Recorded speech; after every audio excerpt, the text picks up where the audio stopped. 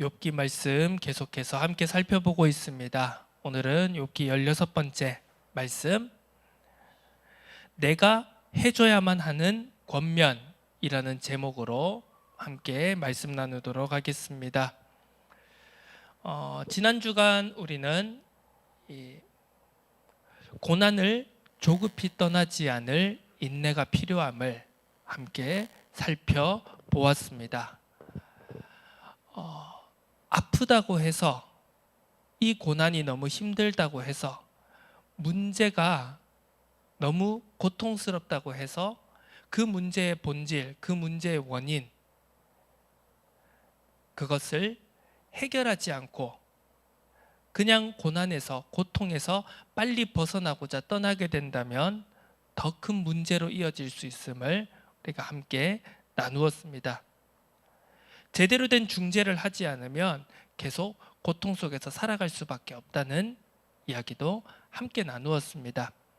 그래서 욥은 나에게 진정한 참된 중재자가 있음을 고백했습니다. 그것을 우리는 메시아, 그리고 예수 그리스도로 우리는 붙잡을 수 있는 것이죠. 모든 것의 해결책이 결국은 우리는 예수 그리스도, 하나님의 복음으로 귀결된다는 것을 우리는 잘 알고 있습니다. 그 그리스도를 가지고 우리의 각자의 삶과 각자의 문제와 각자의 형편 속에서 우리는 일률적이 아닌 각자가 하나님을 눈으로 배웠고 하나님 앞에 서서 각자가 정말 인내와 그리고 처절한 통찰 속에서, 그리고 처절한 그 과정 속에서 하나님의 답을 구하는, 그래서 그것이 누가 남이 전해준 것이 아니라, 남이 가르쳐 준 것이 아니라 자기가 붙잡은, 결론 내린 그 답이 있어야지만 고난이, 문제가, 여러 가지 상황들이, 그 과정들이 발판이 되고 그것이 진정한 응답이 됨을 우리는 말씀을 통해서 살펴보았습니다. 부활은 죽음을 통과하지 않고는 갈 수 없는 길이라는 것도 결론을 통해 함께 살펴보았습니다. 그러면서 우리는 이제 소발의 두 번째 대화를 살펴보게 됩니다. 계속해서 반복되어지는 이야기들입니다. 그리고 오늘 본문 말씀을 살펴본다면 또한 우리가 이제 몇 가지 부분을 한번 생각해 보게 되는데요. 오늘 제목과 함께 생각해 볼 내용은 그렇습니다.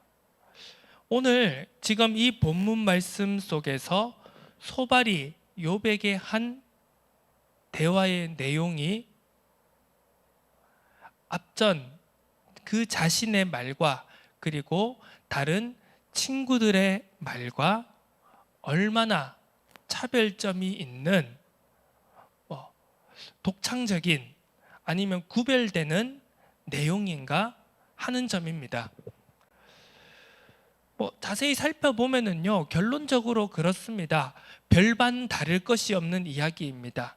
앞서 자기가 했던 첫 번째 대화의 내용과 그리고 앞서 친구들 빌닷과 엘리바스의 내용과 별 차이가 없습니다.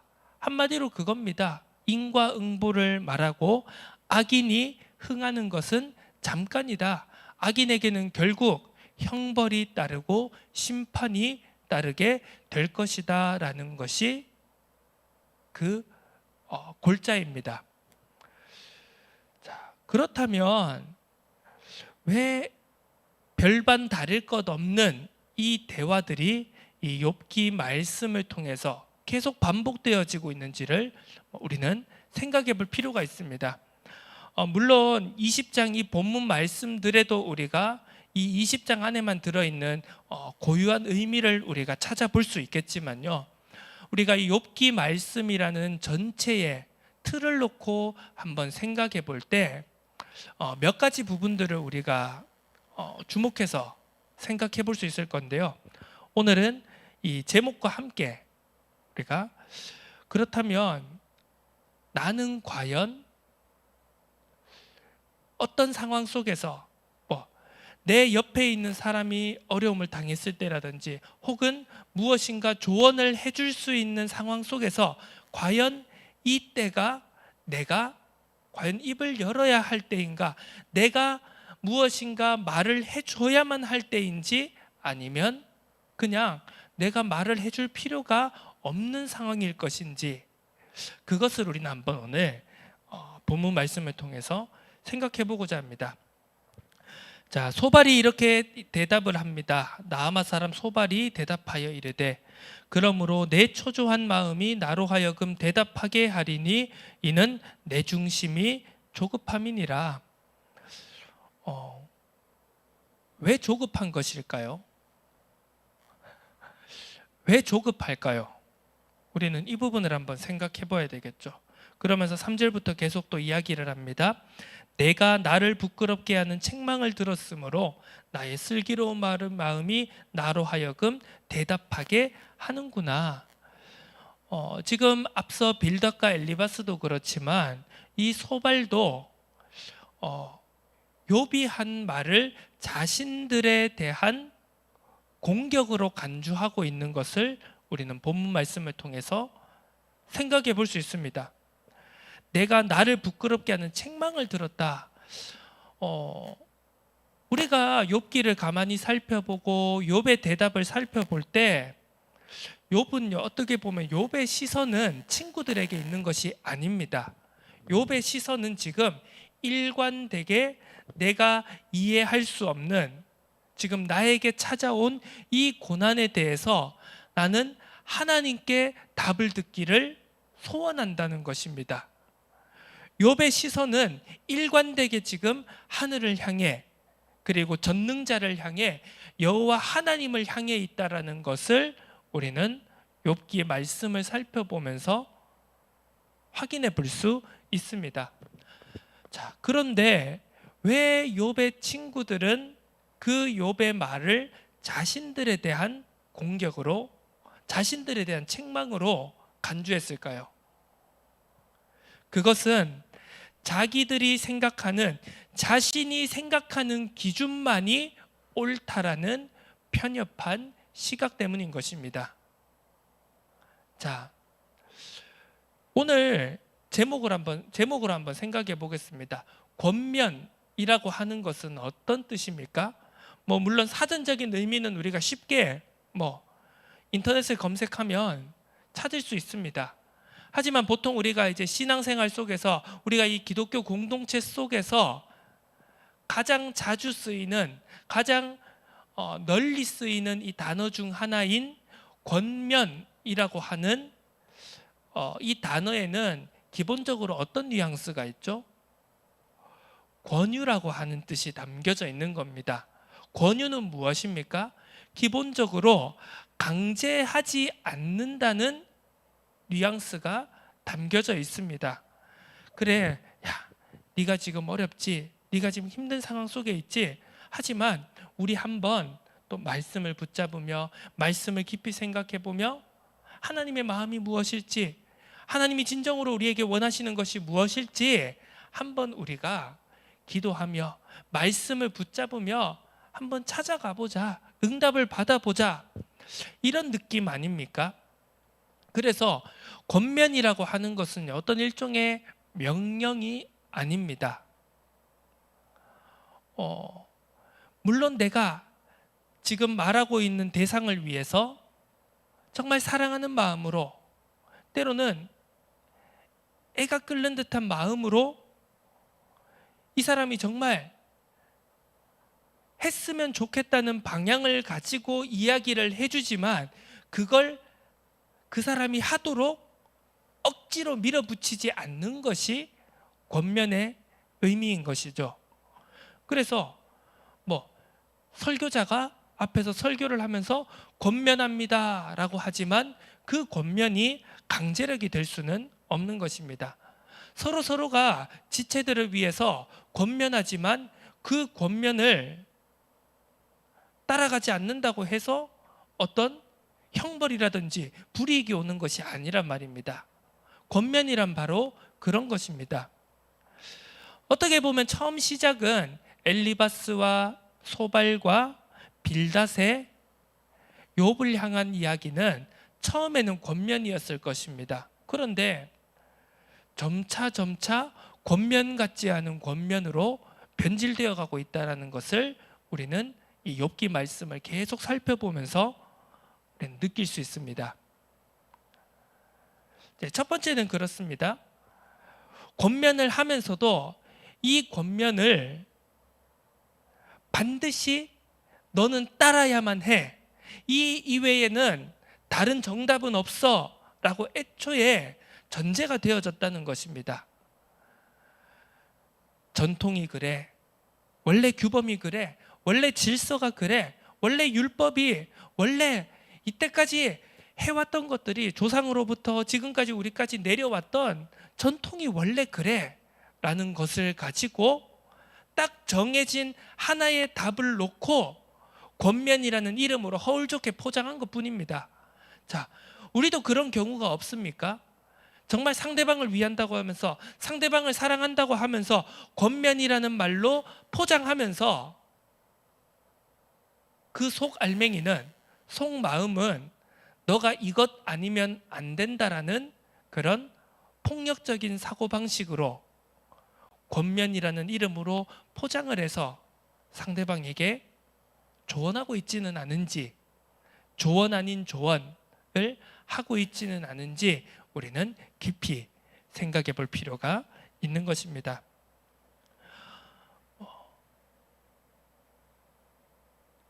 1절부터 이제 3절까지 소발의 대답이 바로 그러한 것들을 잘 보여주고 있습니다. 내가 나를 부끄럽게 하는 책망을 들었으므로 나의 슬기로운 마음이 나로 하여금 대답하게 하는구나. 이런 사람의 특징들은 무엇입니까? 내 지혜가 더 우월하다는 것입니다. 내가 지혜 잘하는 것입니다. 그렇기 때문에 나의 슬기로운 마음이 나로 하여금 대답하게 한다. 너를 깨우쳐 주겠다라고 하는 것입니다. 자, 그러면서 하는 권면이 이 사람 나름대로 소발 나름대로의 권면이라고 하는 것이 무엇입니까? 뭔가 대단한 것이 있을 줄 알았습니다. 나의 슬기로운 말이 내 지혜가 너에게 엄청난 것을 깨닫게 해주겠노라 라고 말하면서 하는 말이 4절부터 29절까지 하는 말이 어떻게 보면 앞서 했던 얘기랑 다 똑같은 얘기입니다. 대단한 게 없습니다. 그냥 계속 내 생각을, 내 기준을 지금 앞에 있는 사람에게 강요하는 것일 뿐입니다. 더 강한 어조로 때로는 상대방에게 그 대상에게 모욕이 될 수 있을 정도의 강한 어조를 가지고 더욱더 강권하는 것입니다. 권면도 권면에서 끝나야지 어느 순간 내 기준과 내 생각에만 매여 있는 권면이라는 것은 어느 순간부터 강권이 되고 강제가 되고 폭력이 될 수 있다는 것을 우리는 깊이 생각해 봐야 됩니다. 여기서 우리는 한번 오늘 제목을 가지고 한번 생각해 봐야 되겠습니다. 내가 해줘야만 하는 권면이라는 것이 과연 얼마나 많겠냐는 것입니다. 물론 경우에 따라서, 때에 따라서, 어떤 특정한 상황에 따라서 내 앞에 있는 사람에게 나만이 해줄 수 있는 말이 분명히 있을 것입니다. 하지만 우리는 항상 말을 함에 있어서 무엇인가 조언을 건넴에 있어서 한 번쯤은 스스로에게 질문해 봐야 된다는 것입니다. 과연 이 말을 내가 꼭 해야만 하는 것인가? 라는 것을 말입니다. 그리고 두 번째로 내가 이 말을 해줄 때, 내가 이 권면이라는 것을 해줄 때 과연 나는 이것을 진짜 권면으로 전달하는 것인가, 아니면 강권하는 마음으로 이 사람이 다른 거 필요 없고 꼭 내가 말하는 방식과 기준을 따라야만 한다는 마음가짐으로 전달하고 있는 것인가, 이 두 가지를 한번 꼭 스스로에게 되뇌어 봤으면 좋겠습니다. 오늘 말씀을 정리하도록 하겠습니다.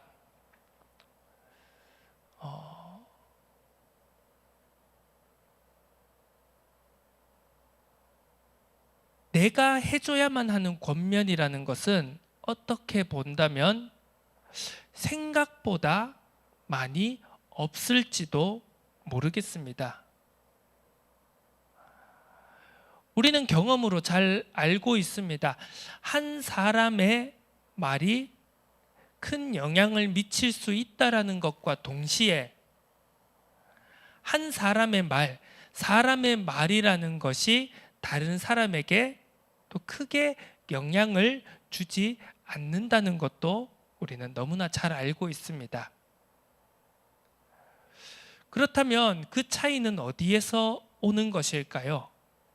한마디로 참된 사랑하는 마음에 있다라는 것입니다. 별 말을 하지도 않았는데요, 예를 들어 따스하게 쥐어주는 캔커피 하나에 그 사람의 인생이 바뀔 수도 있는 것이고요, 아무리 미사여구를 동원하고 아무리 지식이 뛰어난 말을 한다고 할지라도 우리가 고린도전서의 말씀처럼 사랑이 없다면 울리는 꽹과리와도 같은 것이 될지도 모릅니다. 내가 해줘야만 하는 권면이라는 것은 어떻게 보면 그리 많지 않을지도 모릅니다. 오늘 본문 말씀 소발의 이야기와 같이 엄청난 것을 말해주는 것 같지만 결국은 다 앞서 사람들이, 그리고 역사를 통해서 반복되어지는 얘기들이 똑같이 되풀이되고 있는 것일 뿐인지도 모릅니다. 우리는 무엇인가를 권면하고 무엇인가를 조언해주고 무엇인가를 전달해줌에 있어서 우리는 항상 놓치지 말아야 합니다. 참 사랑의 마음, 그리고 내 기준, 내 틀, 내 방식을 강요하는 것이 아닌, 정말 그 사람이 내 말을 따라주는 것을 목표로 하는 것이 아닌 그 사람이 하나님을 만날 수 있도록, 지난주 앞서 우리가 욥의 고백처럼 내가 하나님을 육체 밖에서 하나님을 보리라, 내가 정말 하나님을 대면하고 하나님과 하나님의 답을 구하겠노라, 그리고 나의 대속자가 살아계시는 것을 아니 나는 참된 문제의 해결을 위해서 인내의 길을 걸어가겠노라 라는 그 지체의 마음을 함께 보듬어 줄 수 있는 그 사랑의 마음이 우리에게 먼저 선행되어져야 될 줄로 믿습니다. 우리는 반드시 생각해야 됩니다. 우리는 우리가 생각하는 것 이상으로, 나 자신이 생각하는 것 이상으로 권면이라는 이름의 폭력을 너무나 자주 행사하고 있을지도 모릅니다. 우리는 참된 사랑의 마음으로 내 말을 따라주는 것을 바라는 게 아닌 하나님을 만날 수 있도록 잠잠히 함께 있어주고 함께 울어주며 함께 보듬어주고, 그리고 뒤에서 조용히 기도해주는 그 자세가 어떻게 보면 우리에게는 가장 필요한 자세일 거라는 생각을 하게 됩니다. 오늘 본문 말씀을 우리가 이번 한 주간 묵상하면서 참된 권면이란 무엇인가? 참된 사랑이란 무엇인가? 우리가 지체를 위해서 한 사람 한 사람을 위해서 정말 우리가 해야 할 것은 무엇인가를 깊이 고민해 볼 수 있는 귀한 한 주간이 되어지기를 주님의 이름으로 축원합니다. 하나님 아버지 감사드립니다.